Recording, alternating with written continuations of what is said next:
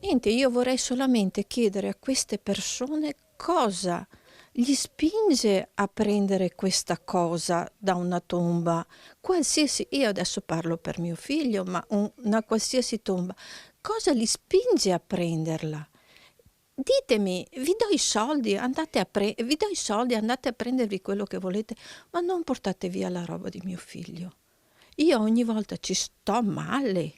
Il dolore lancinante di una madre che ha perso il figlio di 17 anni e da 18 anni deve anche sopportare gli atti di inciviltà di chi ruba i fiori dalla tomba del suo Mirko, morto in un incidente stradale nel 2006 a pochi metri dalla sua casa a Vigo d'Arzere.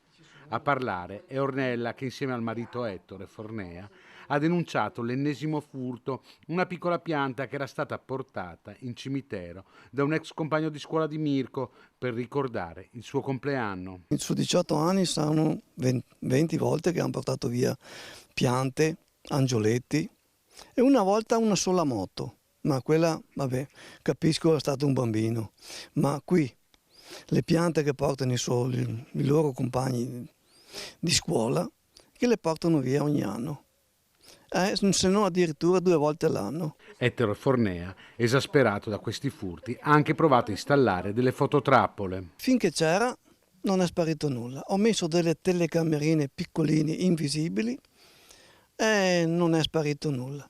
Tolte perché abbiamo detto ormai non succede più nulla.